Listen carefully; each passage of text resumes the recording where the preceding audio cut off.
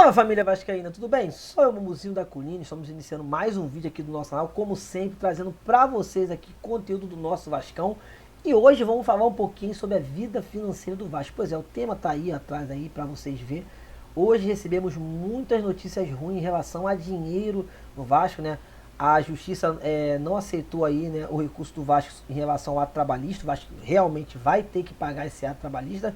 Também tem a situação da penhora do Ney, que acabou de chegar aí pro SBT. Olha só, o SBT acabou de virar aí, né, nosso parceiro, e já vai ter aí uma cartinha para poder pagar aí, né, entre aspas, as pensões do Vasco da Gama. E também vamos falar em relação ao Carlos Leite, aquele que eu não sei se é empresário do Vasco ou se já se tornou CEO do mesmo. Vamos falar desses três temas aqui em relação à vida financeira do Vasco. Então junto, rapaziada, entre essas e outras aqui no canal do Mumuzinho, porque aqui nós falamos é de Vasco.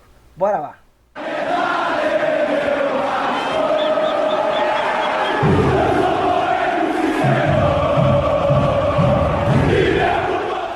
Então, vamos falar um pouquinho aqui, rapaziada, sobre essa situação que a justiça negou aí o ato trabalhista do Vasco. Lembrando que o Vasco pagava cerca de 2 milhões de reais pelo ato trabalhista, né? A Globo, que acabava fazendo esse pagamento, foi penhorado diretamente na fonte de receita do Vasco. E aí lá atrás o Vasco conseguiu com o seu setor jurídico fazer com que na pandemia não fosse pago esses valores, porque o Vasco não tinha recurso, tinha todo aquele problema de o estádio estar fechado, não ter consumação do estádio, tudo isso. Então o Vasco conseguiu que fosse suspenso. Não só o Vasco, como todos os outros clubes aí no Brasil conseguiram isso, mas é o que eu sempre falo, com o Vasco sempre acontece o pior, ou é dentro de campo com a arbitragem, ou é na área jurídica, porque o Vasco hoje, né, foi negado a sua liminar e o Vasco vai ter que se pagar cerca de 8 milhões de reais aí do ato trabalhista. Lembrando que são 4 parcelas que o Vasco deixou de pagar durante a pandemia, porque foi suspensa, e agora o Vasco está sendo cobrado dela integralmente. Isso também que eu não consigo entender. O Vasco tinha parcelas a pagar, foi aí de certa forma, né, parado, bloqueado esses valores a ser pago, e na minha opinião, não sei se isso pode ser certo ou errado juridicamente, eu não sou doutor nem advogado, mas o Vasco deveria voltar a pagar o mês em diante, e aqueles meses que ficaram paralisados ser jogado para trás. Na minha opinião seria isso a ser feito, mas não está aí, né? O Vasco vai ter que pagar cerca de 8 milhões de reais no ato ali para poder, de certa forma, voltar a estar estabilizado nessa situação do ato trabalhista. Lembrando, se não pagar esse ato trabalhista, aí, meu irmão, vai chover o meteoro de penhoras, porque o ato trabalhista não é nada mais, nada menos do que as dívidas todas ali, ó, alocadas uma em cima da outra, e o Vasco paga cerca de 2 milhões de reais aí, aqueles 495 ali, né, processos que o Vasco tem já trabalhista. O Vasco paga 2 milhões, aí cada um recebe o seu pouquinho, e assim o Vasco iria até 2024. Vamos aguardar para ver o que vai acontecer. Isso agora é responsabilidade do senhor Jorge Salgado e de sua equipe aí da Mais Vasco. Vamos ver o que eles vão tratar em relação a essa situação. A outra coisa também que veio no dia de hoje foi esse caso aí em relação à penhora do Ney, né? O Ney que jogou aqui no Vasco por um período, não deixou saudade a ninguém, e agora tá aí nada mais nada menos querendo cerca de 1 milhão e 600 mil reais aí, né, de indenização. Já está certo de quando tiver tudo ok, que a SBT tiver que pagar os valores, a SBT vai ter que separar cerca de 1 milhão e 600 mil reais do total de 14 milhões que o Vasco tinha que receber, e esse valor irá diretamente aí para essa penhora. Para vocês verem uma coisa, a SBT acabou de fechar um contrato com os clubes e o Vasco já tem penhora também na SBT, como já tem na Rede Globo há anos, para você ver como é que a vida financeira do nosso Vasco é algo que não tem condições. A gente mal fechou uma nova parceria com a televisão e já está sendo cobrado em cima dessa mesma para poder pagar penhoras. Isso aí que eu não consigo entender. E agora, por último, né, aqui deixei aqui para falar de Carlos Leite, que eu queria entender o que a gestão Salgado vai fazer em relação a essa situação, porque bora lá. Eu me lembro que lá no início, né, da candidatura de Salgado, ele disse que iria chegar com 25 milhões na mão, e até 100 dias, até os seus 100 primeiros dias, ele teria 70 milhões arrecadados aí para poder estar pagando as contas do Vasco, estar conseguindo alinhar as coisas.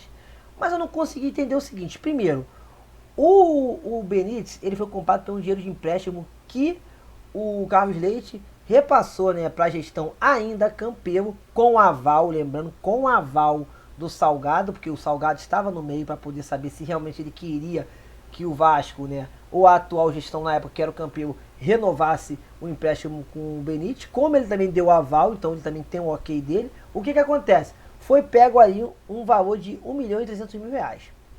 Essa é a primeira parte do fato. Depois disso, eles também conversaram em relação a eles serem fiadores do Vasco para poder, de certa forma, o Vasco pegar o empréstimo e pagar salários atrasados. Mas o que eu queria entender é o seguinte. Lá atrás, a Mais Vasco e o Jorge Salgado disse que iriam chegar com 25 milhões no ato da posse. Cadê os 25 milhões? Porque se eu tenho 25 milhões, eu não tenho necessidade de pegar dinheiro emprestado, ser fiador do Vasco, para pagar salário, correto? É essa a minha dúvida. Eu queria saber onde está a transparência para a gente entender o que a gestão está fazendo. Cadê o dinheiro da renovação da Havan? A TV Globo, sexta-feira, depositou dinheiro. Cadê esse dinheiro? Ah, eu vou ter que esperar, de certa forma, um balancete daqui a 2 meses, né? Que geralmente, na verdade, é de 3 meses, daqui até o próximo trimestre, para me entender o que aconteceu com o dinheiro do Vasco hoje. Aí eu tenho que saber pelas mídias sociais que vocês pegaram dinheiro emprestado com Carlos Leite para contratar um jogador. Não era mais fácil e mais limpo com o torcedor vascaíno chegar e falar, ó, não, tá aqui, pegamos dinheiro emprestado com o Carlos Leite, sim, para poder pegar ali o Benítez e renovar com o jogador. Não era mais simples, mas tudo no Vasco é muito nebuloso, é muito escuro. É uma caixa preta, né, como as pessoas gostam de falar. Você nunca sabe o que está acontecendo. Você sabe mais pela mídia quando sai ou quando vaza do que pelo próprio clube em querer fazer ali uma transparência, um portal, por exemplo. Por que não faz um portal de transparência de tudo que acontece dentro do Vasco? E vocês não fazem isso. Eu não sei porque não tem capacidade ou se realmente não fazem porque não querem que o torcedor saiba no ato o que vem acontecendo com o dinheiro do clube. Então, sinceramente, essa aqui é a minha opinião. Eu acho que tem muita nebulosidade em relação a tudo que acontece dentro da vida financeira do Vasco e eu tenho essa preocupação. Ato trabalhista, se não pagar, as penhoras vão chover igual meteoro.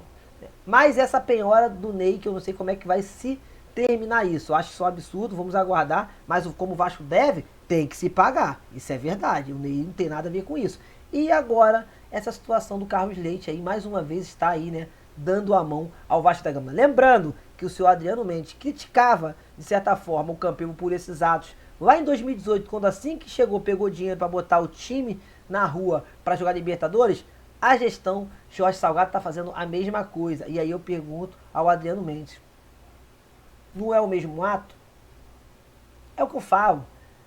É o mais do mesmo. A gestão anterior era uma coisa. A gestão de hoje, até o exato momento, está sendo a mesma coisa. Eu falei e deixei bem claro que eu não iria cobrar, que eu não iria criticar, quando não se tivesse, né, motivo. Que eu não iria ficar batendo em gestão à toa, porque torcedor não quer a gestão lá ou não. Eu também não quero, mas eu também não vou ficar aqui batendo à toa agora. Tá aí. Isso não é à toa. Criticavam o Campelo em relação ao Carlos Leite e está fazendo o mesmo. E outra coisa, o senhor Vitor Roma tem aí Twitter, vai aparecer para vocês aí Twitter, falando que o Carlos Leite não deveria nunca mais fazer parte do Vasco. E a sua gestão, juntamente com a Jorge Salgado, tá lá pedindo bênção pro Carlos Leite. Então, é esse tipo de coisa que não pode deixar acontecer dentro do Vasco. Valeu, rapaziada. Então, tá aí nosso vídeo de opinião. Espero que vocês gostem do vídeo. Cheguem aqui, deixem os comentários de vocês pra gente entender um pouco melhor de tudo que tá acontecendo dentro do Vasco da Gama. É importante eu saber o que você, torcedor, está achando de tudo isso que tá acontecendo com a vida financeira do nosso clube. Valeu, rapaziada. Fiquem com Deus. Até a próxima. Valeu, ó. Beijão. Fui!